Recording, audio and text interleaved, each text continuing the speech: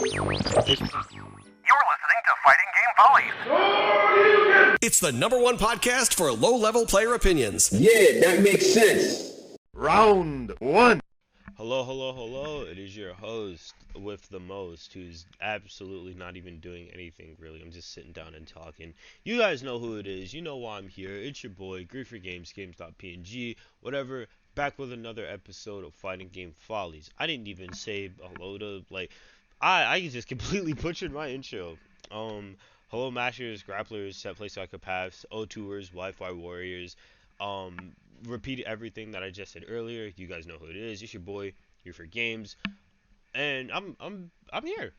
Welcome back. Like I said last time, every time I step away from the mic and I don't get the chance to do this, this is probably one of the only things that I really sit down and think about doing. Because it's just a lot of fun. Like I've been saying before, I like talking about fighting games. I like sitting down, rambling on about whatever topic that comes to mind. You guys saw it with the first special episode. You'll probably see it again when I talk about a couple other things that really pique my interest and whatnot. Especially since fighting games right now, they're in a pretty solid state.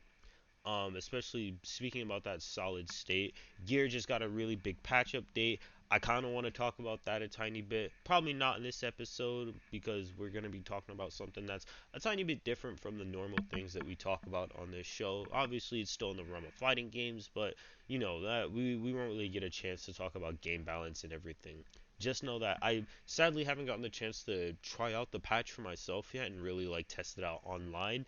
But I have been seeing the clips and everything that people have been sending me. Nagoriyuki players, I am praying for you guys. You guys got it down bad. I just feel real bad for all the Nagoriyuki players right now, especially the ones who constantly or don't know how to manage blood rage, because I'm sad. I'm sorry. I'm sorry. Kai players, we made it. Ram players, we kind of made it, I guess. Obviously, Rekka got nerfed and everything, but oh well. I'll talk about that more later when I actually get the chance to really try out the patches for myself and whatnot. But I digress. You guys see what we're talking about. You guys see what the topic is. You see what we're going to be doing. I guess you can see minor what we're going to be doing. That was a horrible joke. If you couldn't tell already, we're going to be talking about music, iconic music and sounds and whatnot in fighting games. And you're probably sitting there wondering, why are we talking about music and fighting games? Because two things. One, I want to. Two, music and fighting games is I feel like that's one of the points in the FGC that are sort of really underrated and downplayed.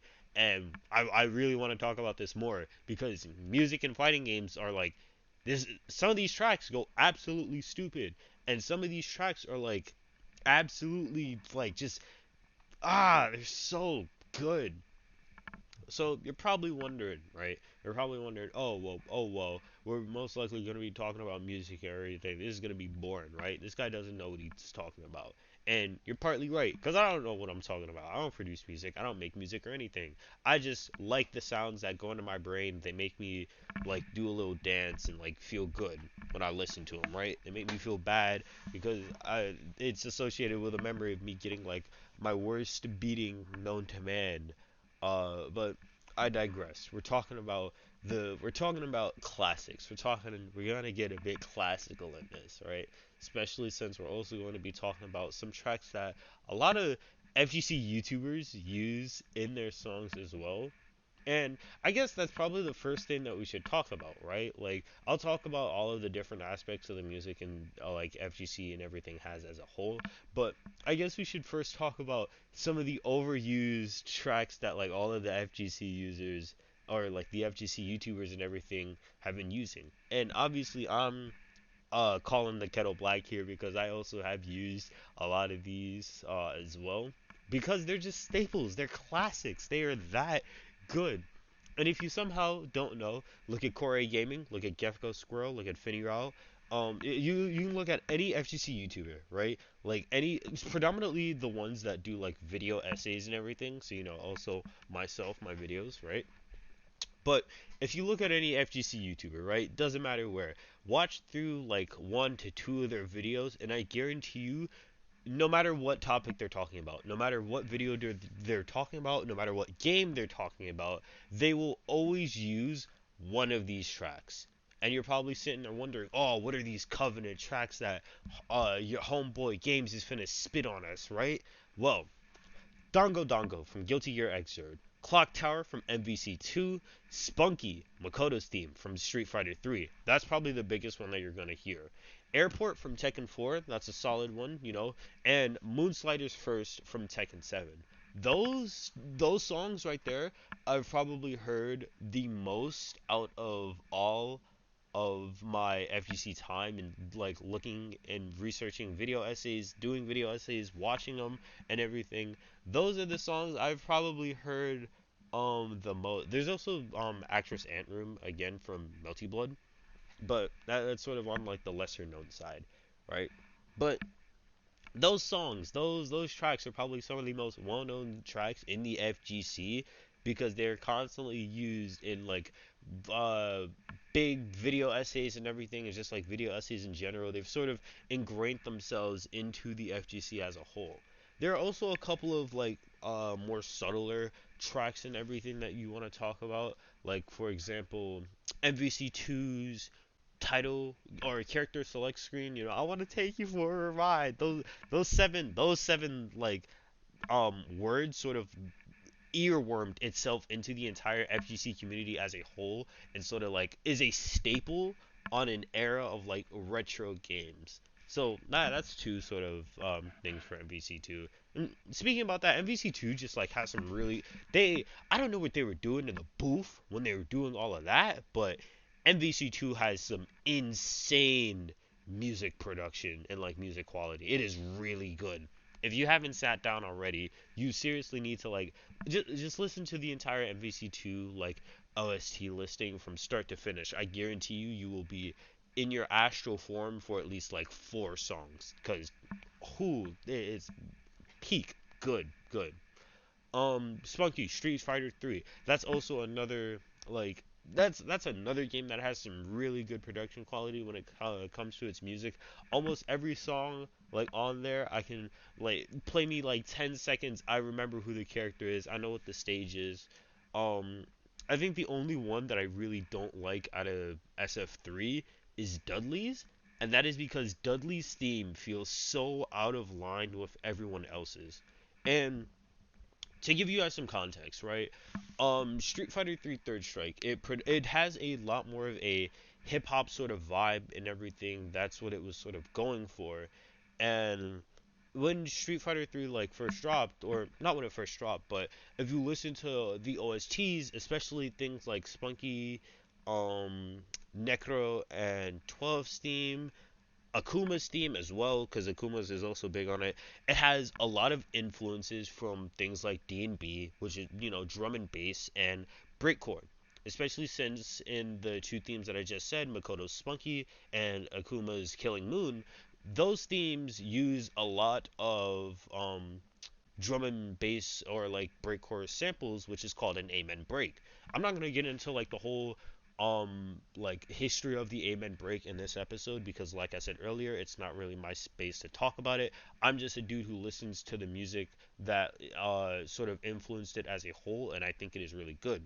But if you listen to those two songs, you can hear that there are amen breaks in it, right? Almost every song in SF3 uses some sort of break, or it chops up the break in an interesting way. Makoto's I think her theme probably chops up the break in the biggest way or in the best way, because no matter like how it was broken up, I'm still able to distinguish the fact that it was an amen break, which I think is really sick, and also what you sort of want to strive for when you're making stuff like that. But I digress.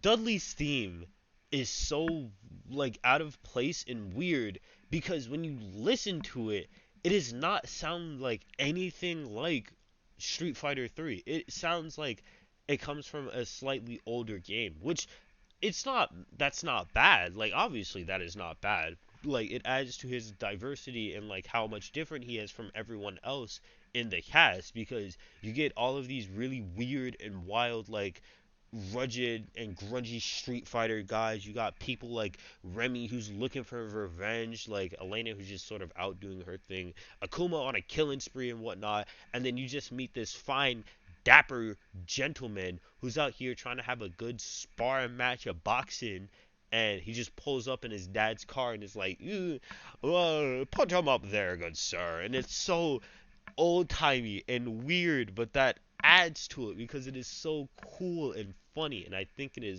it's good. Street Fighter 3's OST. If you haven't already, you should listen to it. That's primarily what I listen to when I'm doing things like editing videos or like making mock-ups for personal projects or whatnot. So yeah.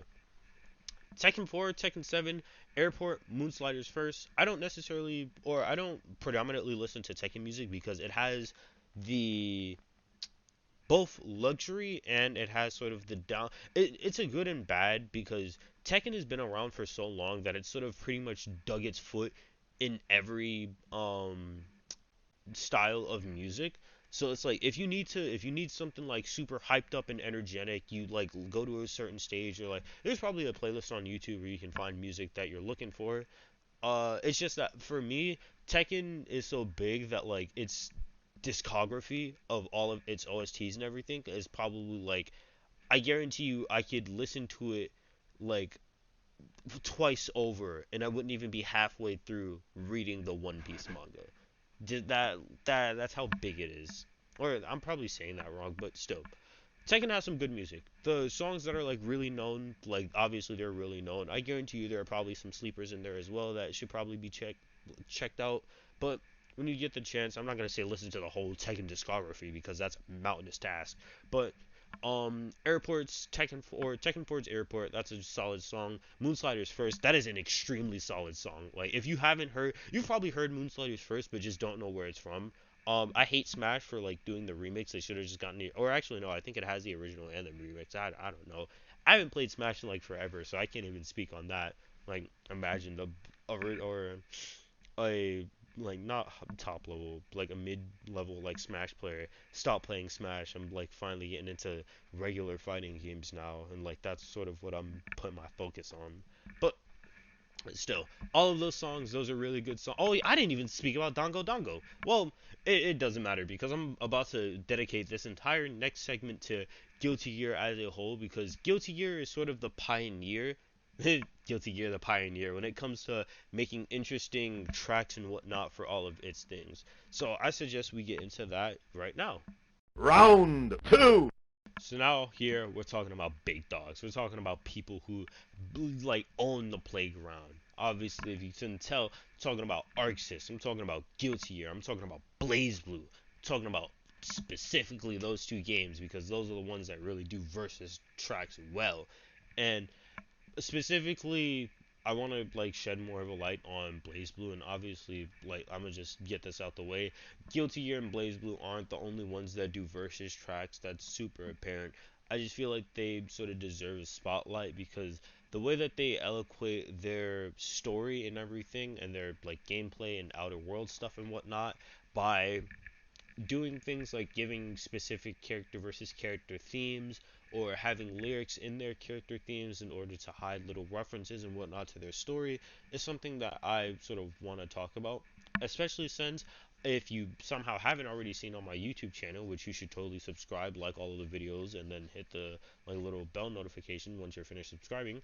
I run a little series, I guess, on my channel called Daisuke Dissects, where I look at all of the Guilty Gear Strive themes and I talk about those in like greater detail and sort of break down the hidden meanings and whatnot for each character.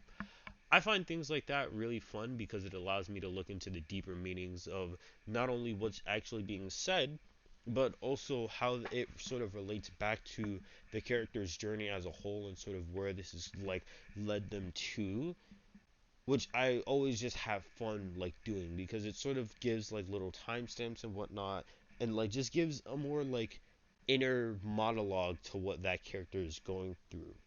It kind of sucks though because like in some tracks like you get really beautiful and like just like serene, just I don't even know how to explain it like to the best of my abilities, but like when you get things that have like so much meaning behind them, like for instance Zato's theme and like that little like end minute and a half where he's just like on the piano wailing and it makes you cry. When you get things like Frisia and like just Daisuke is absolutely insane when it comes to making music, and I I, I find it really wild how like no one, obviously people talk about it, right? But like I think it is wild how we as a whole fighting game community sort of just like don't constantly talk about this, because we essentially get like a free video game with a $60 album, and like that $60 album potentially has like all of the other $60 albums that we initially had to buy.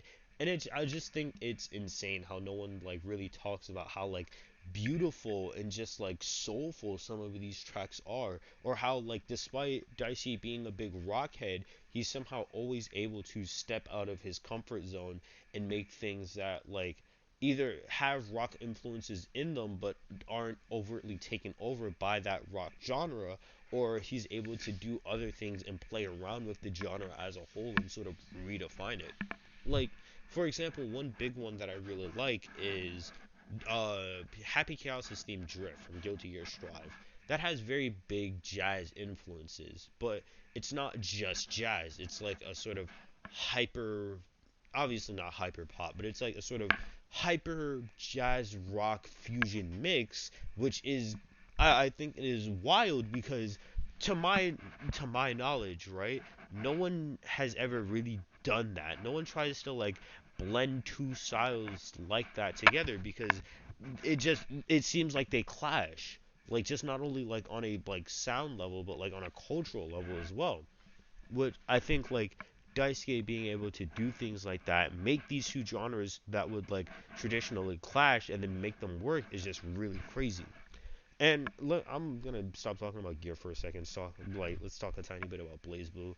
Blaze Blue sort of has some of the same aspects to it as well, which obviously makes sense. It is once again the brainchild of Arxis, especially when it was during the time when they didn't have the rights to Gear, so they had to sort of make their own Gear knockoff and make it super convoluted as you would make a Gear knockoff.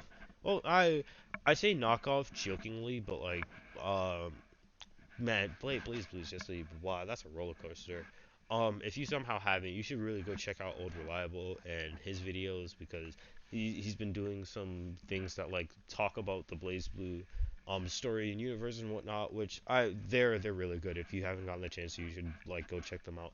I'll be sure to link down all of the YouTube channels for all of the content creators and everything that I'm talking about.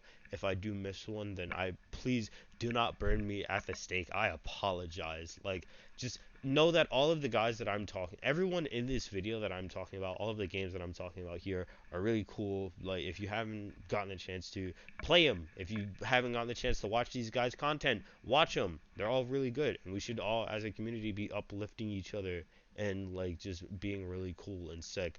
I know that that's already like a thing, but like salt and toxicity is also something that's like a big part of our culture as well, which is fine, but still we should take time to like sometimes uplift each other and like just be human and like just make sure that everyone's doing all right.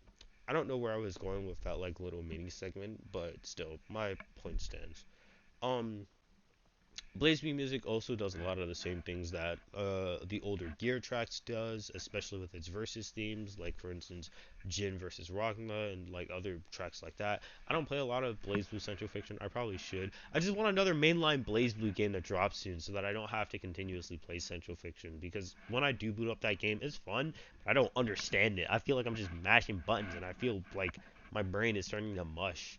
Like I understand like very little about it, but I want to reset for the Blaze Blue series, like how Guilty Gear had with Guilty Gear Strive.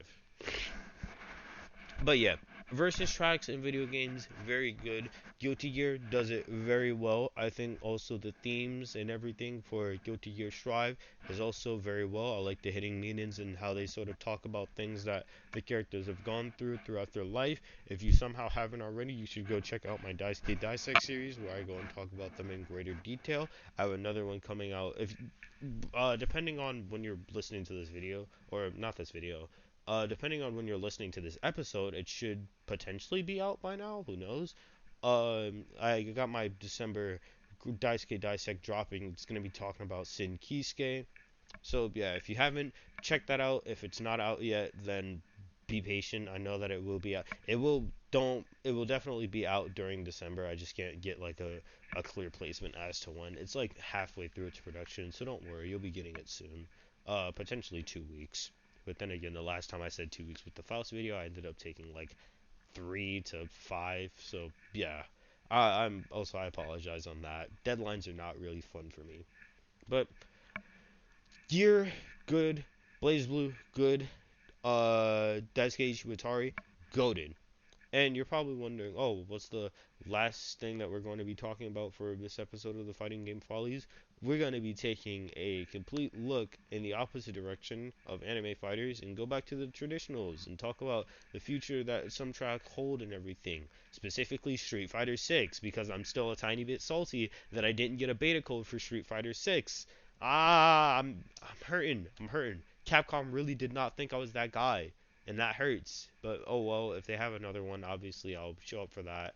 If they have an open beta, obviously I will show up for that, and I will give my opinions on it and whatnot. You'll most likely get a full episode talking about it.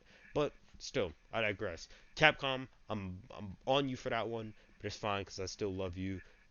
You guys have been doing crazy, like really well in the paint. So yeah. Round 3. So to end this all off, you're probably wondering, well, what are we going to be talking about? And like I said earlier, we're going to be talking, or I guess taking a listening. I'm fumbling here. We're going to be listening, taking a little look at the Street Fighter themes and the Street Fighter 6 themes in specific, and do a little roundabout and talk about what they're doing right now. So, if you haven't or if you haven't been around for a tiny bit, every time a new Street Fighter game comes out, they sort of do a reset in terms of what they've been doing in terms of OSTs, style, characters, designs, and everything and whatnot. Makes sense, right? However, there are always a couple staples that like never really get touched when it comes to a few of those things, like OSTs and designs.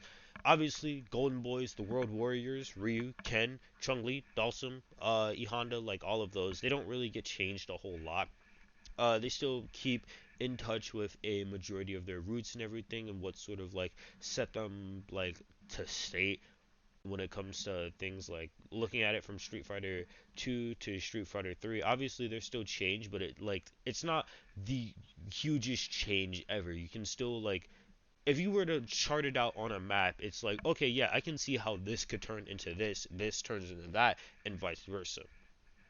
Uh, but if you take a look at that same map and like go from if you didn't have that map and went from Street Fighter 2, listen to Ryu's theme, and it's like, all right, yeah, cool, this is fine. Or you like listen to Gaiu's theme, Street Fighter 2, yeah, sure, this is fine. You go all jump just completely from 2 to 6, and you listen to the themes from 6. You're like, what am I listening to right now? Because it's drastically different from what was present in Street Fighter 2 and the older games. And obviously that's sort of due to hardware limitations and what they were able to do with OSTs as a whole. It's just more beeps and boops and whatnot. But just when you listen to the tracks and everything that was sort of like present in 2, and then look at how it's all like culminated into what's happening now in the current era of Street Fighter with Street Fighter 6, and you just hear and listen to all of that, it's leaning a lot more towards the overall theme that the game has, which I think is very cool, especially since it's taking a lot of inspiration from like sort of graffiti, hip hop, and like it's really street culture. Like Street Fighter 6 is a very street culture game. Obviously, if you couldn't tell already with some things like its overall aesthetic, how it's presenting itself, how it's doing a lot of its like PR presentations and everything, there's that very street grime aspect to it with all of the things like the we literally have a graffiti ninja who's like sort of being the face as the new Chung Li, which Capcom that's a bold move, but I respect it. I'm liking it. Once again, I haven't gotten a chance to play it yet, but still I'm rocking with it. Uh, and I think this is really cool because you can sort of also hear this new era of like themes, or you can sort of hear like this new era of changing everything in everyone's themes, especially way more in the like World Warriors themes than whatnot, because even though they still have those older classic roots to them and whatnot, and it still feels like they are like they still feel a part of like their older generations and whatnot and what they've already have established.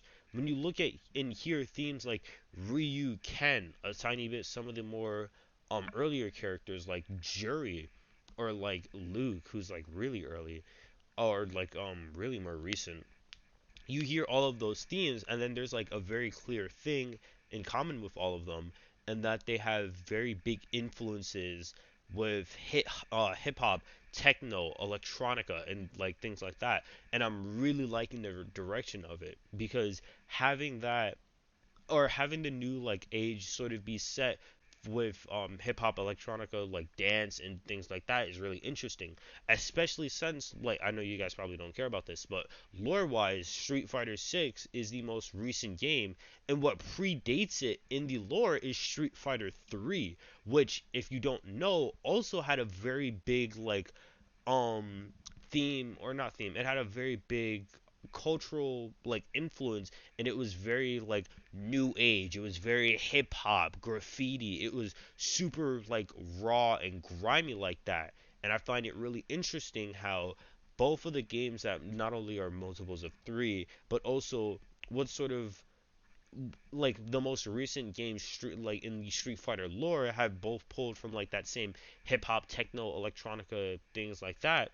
I think it's very interesting, and I'm also just really liking it, and I'm really hopeful for the future of Street Fighter 6. Obviously, I'm only sort of speaking from what I've seen. Like I've been saying, I have not gotten a chance to get my hands on the game yet, but hopeful I'm really looking forward to the future of Street Fighter, because I'm a really big fan of Street Fighter 3.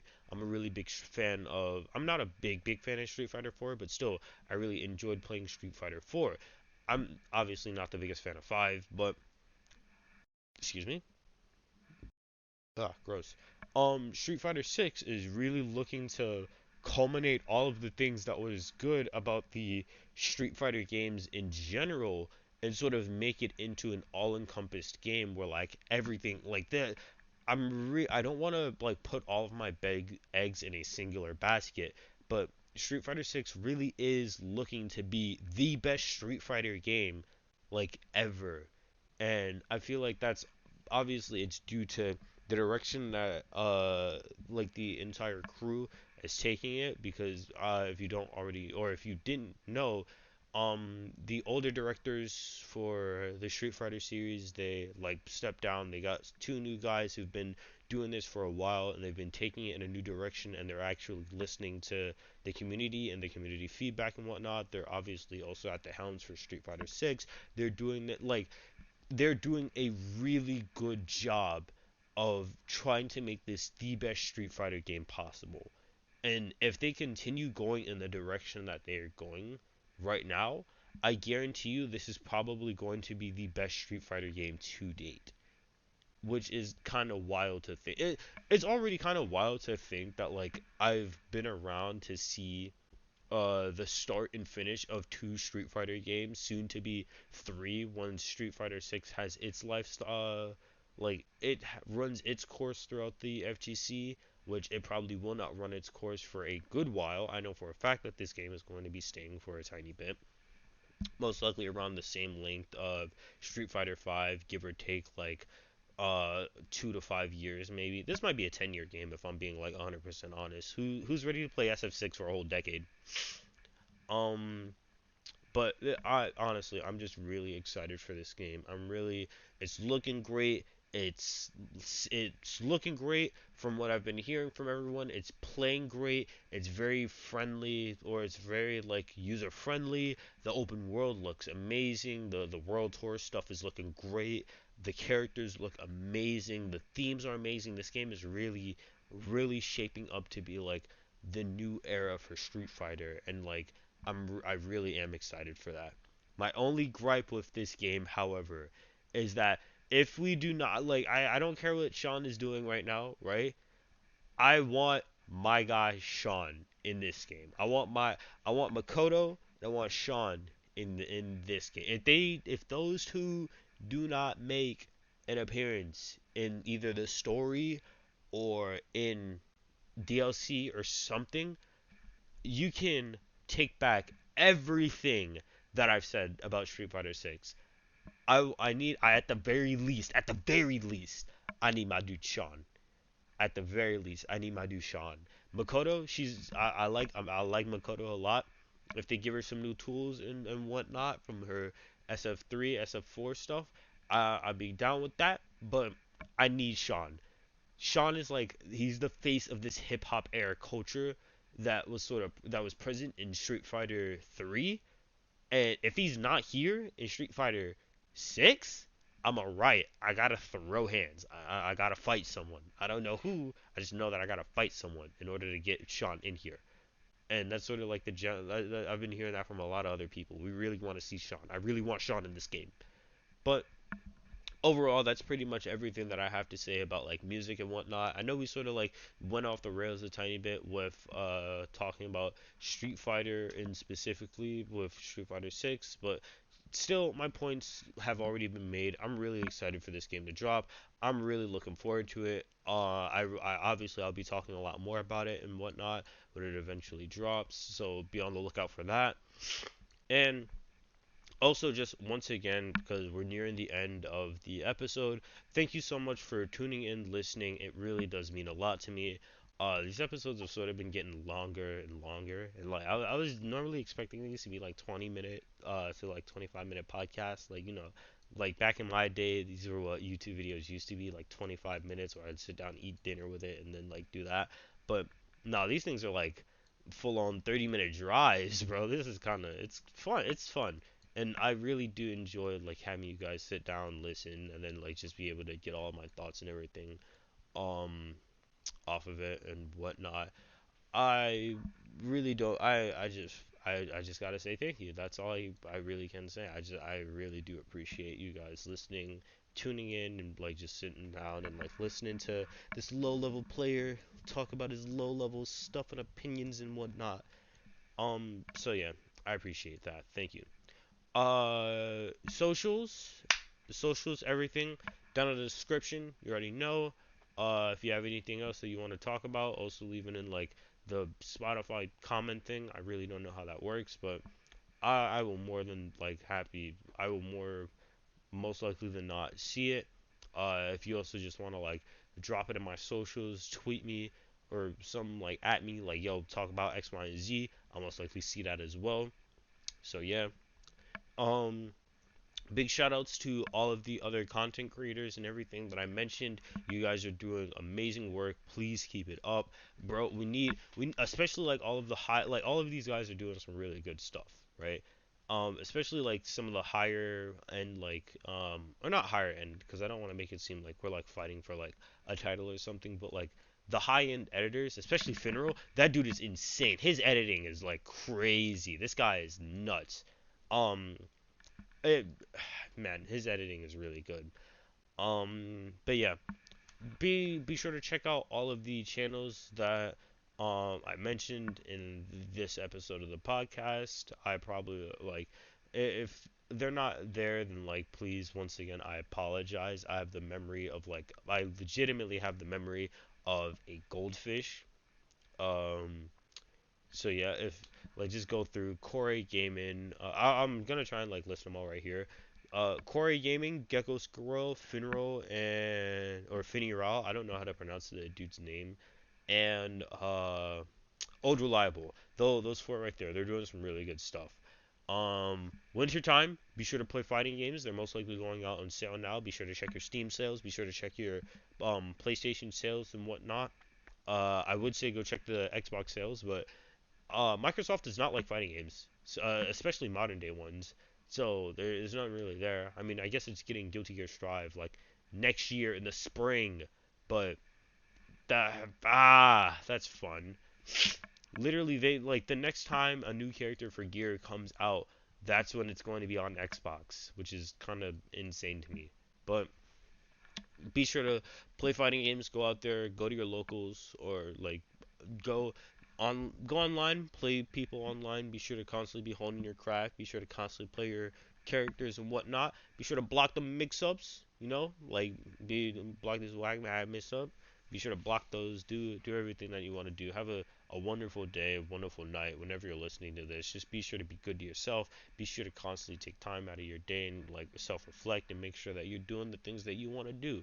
And just overall know that I really do appreciate you guys. I really do love you guys for sitting down and listening to this goofball like go around talk about his low tier, low level stuff.